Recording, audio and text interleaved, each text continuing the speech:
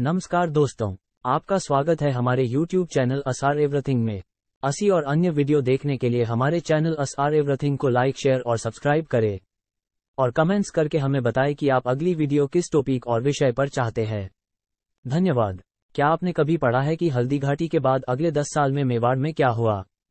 इतिहास से जो पन्ने हटा दिए गए हैं उन्हें वापस संकलित करना ही होगा, क्योंकि वही हिंदू रेजिस्टेंस और शौर्य के प्रतीक हैं।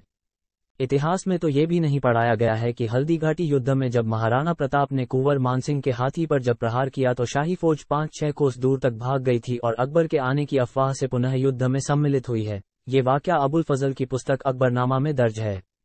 क्या हल्दीघाटी अलग से एक युद्ध था या एक बड़े युद्ध की छोटी सी घटनाओं में से बस एक शुरुआती घटना? महाराणा प्रताप को इतिहासकारों ने हल्दीघाटी तक ही सीमित करके मेवाड़ के इतिहास के साथ बहुत बड़ा अन्याय किया है। वास्तविकता में हल्दीघाटी का युद्ध महाराणा प्रताप और मुगलों के बीच हुए कई युद्धों की शुरुआत भर था। मुगल न तो प्रताप को पकड़ सके और न ही मेवाड़ पर आधिपत्य जमा सके। हल्दीघाटी के बाद क्या हुआ वो हम बताते हैं। हल्दीघाटी के युद्ध के बाद महाराणा के पास सिर्फ 7,000 सैनिक ही बचे थे और कुछ ही समय में मुगलों का कुंभलगढ़, गोगुंदा, उदयपुर और आसपास के ठिकानों पर अधिकार हो गया था। उस स्थिति में महाराणा ने गुरिल्ला युद्ध की योजना बनाई और मुगलों को कभी भी मेवाड़ में सेटल नहीं होने दिया। महाराणा के शौर्य से विचलित अकबर ने उनको दबाने के लिए 1576 में हुए हल्दीघाटी के बाद भी हर साल 1577 से 1582 के बीच 1-1 लाख के सैन्यबल भेजे, जो कि महाराणा को झुकाने में नाकामयाब रहे।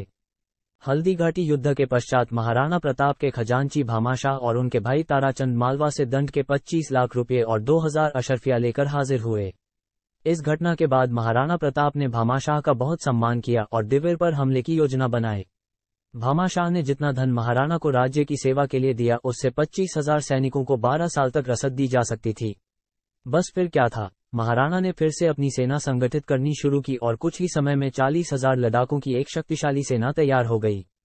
उसके बाद शुरू हुआ हल्दीघाटी युद्ध का दूसरा भाग, जिसको इतिहास से एक षड्यंत्र के तहत या तो हटा दिया गया है या एकदम दरकिनार कर दिया गया है। इसे बैटल ऑफ दिवेर कहा गया है।